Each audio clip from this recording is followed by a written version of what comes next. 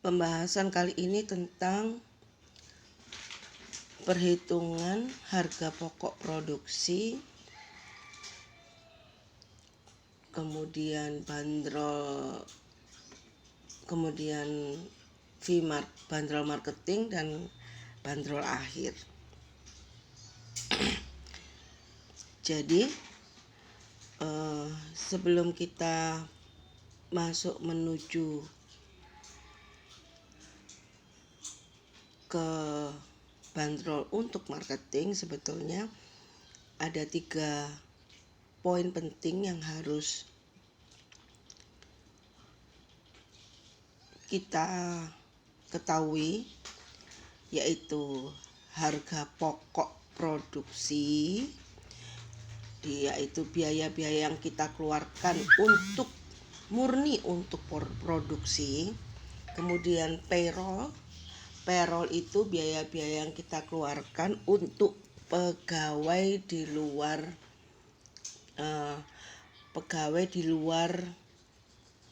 biaya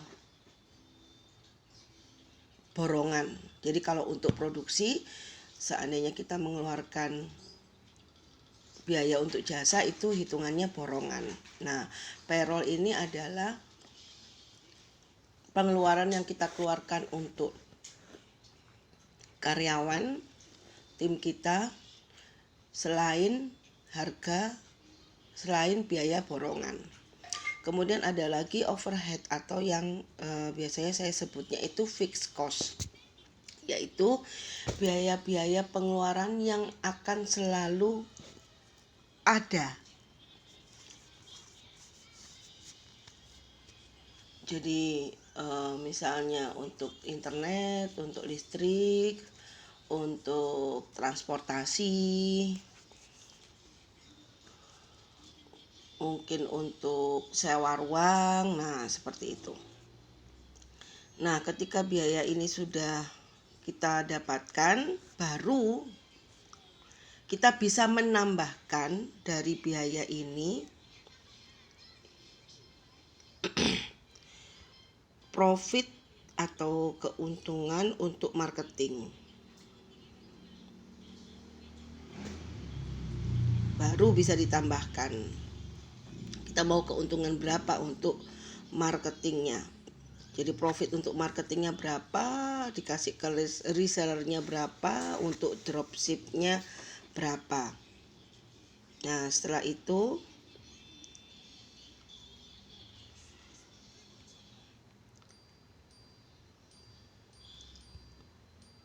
setelah semuanya dapat 57 ini adalah HPP ditambah payroll ditambah overhead, kemudian ditambahkan ini semua, ya kan, ketemunya 97.500, totalnya jadi 150.000.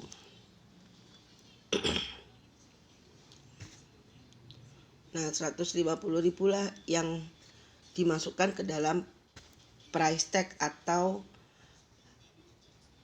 harga yang ada di bandrol baju.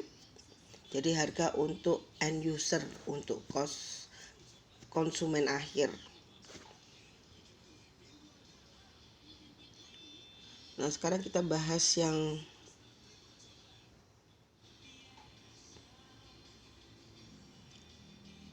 lebih detail, yaitu tentang HPP.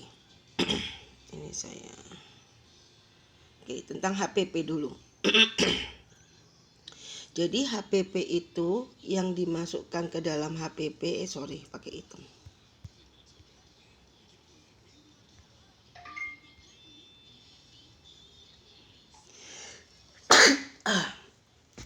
Itu adalah 1, pemakaian bahan. 2, jasa borongan.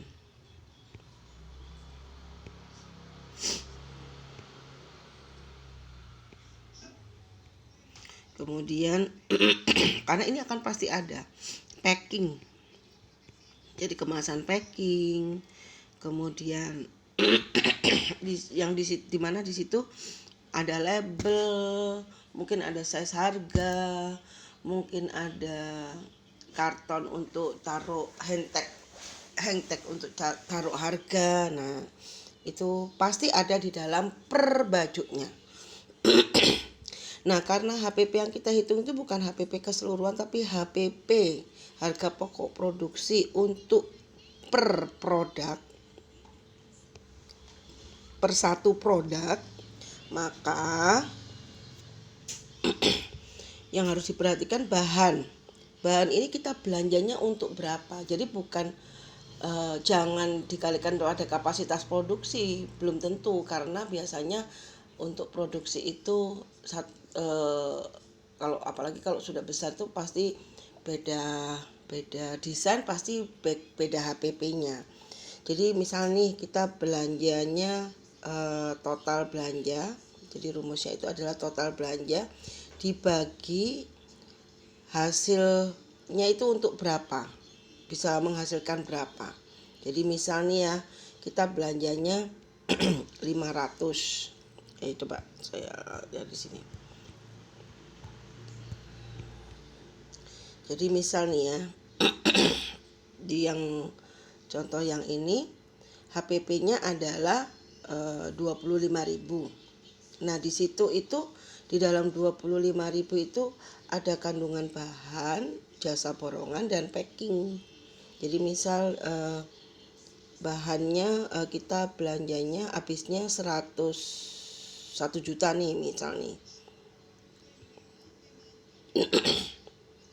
Ya 1 juta ya. Jadi 100.000 dong. Jangan. 100.000. Misalnya kita belanjanya habisnya 100.000 nih. Ternyata 100.000 ini hanya menghasilkan 10 piece. Maka bahannya adalah 10.000, bener nggak?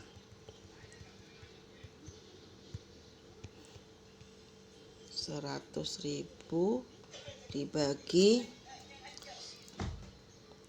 10 piece.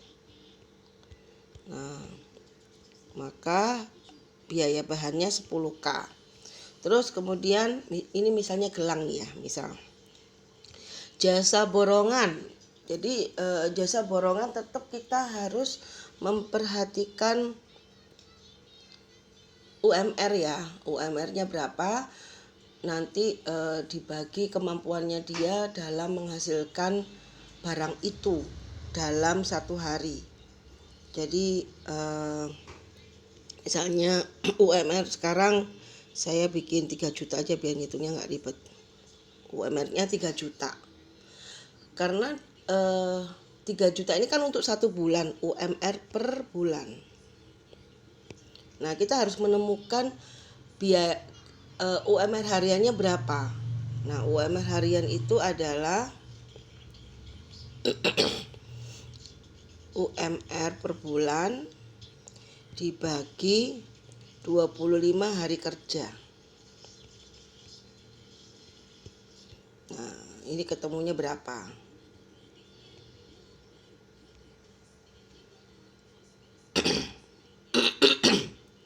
Jadi kalau misalnya berapa ya? Tunggu. Kalkulator dulu. Tunggu, kalkulator di mana? Office. Ya. Alat. Oke. 3 juta dibagi 25 hari kerja. Nah, 120.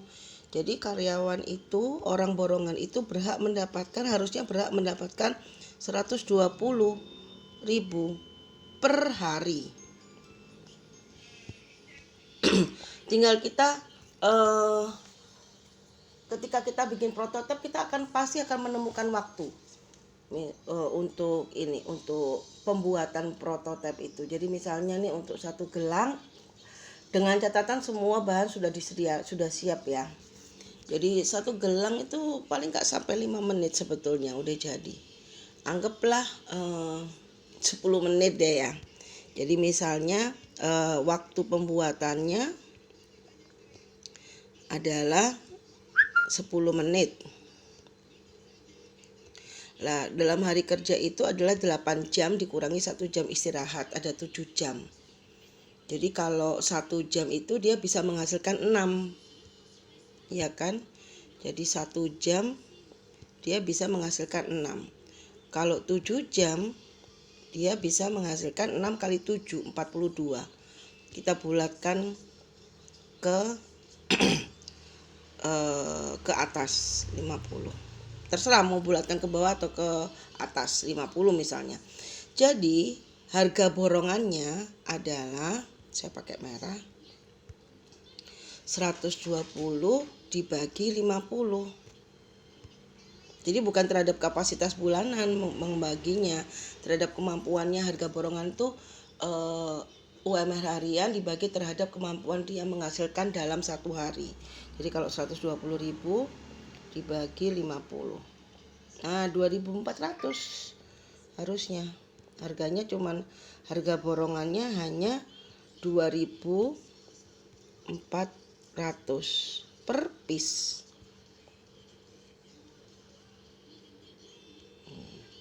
Harga jasa borongan 2.400. Mana ya? Nih.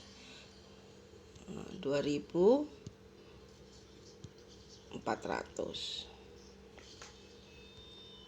Kemudian tapi kalau untuk jahit nanti ada lagi ya. Jadi kalau jahit itu yang dimasukkan ke harga borongan itu obras, obras dan jahit.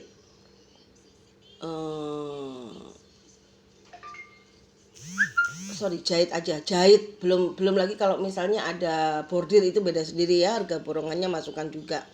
Nah, tapi kalau untuk jahit sebaiknya efisiensinya untuk tukang potong, tukang obras, mungkin tukang setrika, jangan dimasukkan biaya borongan, tapi dia masukkan aja ke pegawai harian. Jadi masuknya bukan ke HPP, tapi mereka ke pegawai serabutan, jadi masuk ke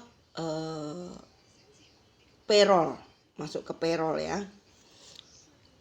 Karena sekali potong kalau pakai mesin itu dia motong ribuan cuman sekali langkah gitu, jadi ikutnya masuknya ke payroll. Nah, kemudian ada biaya packing. Nah, biaya packing ini label segala macam bla bla bla, misalnya masuknya 1.000 nih.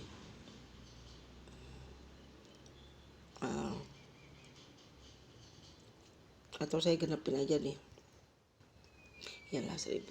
Berarti total dari HPP-nya adalah 10.000 ditambah 2.400 tambah 1.000. Jadi 13.400 HPP-nya. Nah, dari HPP ini setelah itu baru ditambahin ke profit. Profit untuk marketing berapa? Tambahin keuntungan produksi boleh. Jadi keuntungan produksi itu nanti larinya bisa untuk kalau kan itu nggak boleh dipakai-pakai ya. Profit produksi itu larinya nanti bisa buat beli alat atau bisa untuk wisata karyawan seperti itu. Kemudian profit marketing nanti larinya bisa ke untuk kasih reward ke resellernya kita, ke iklan, itu profit marketing larinya ke situ. Kemudian tambahkan juga di sini di sini nanti bisa ditambahkan keuntungan untuk perusahaannya.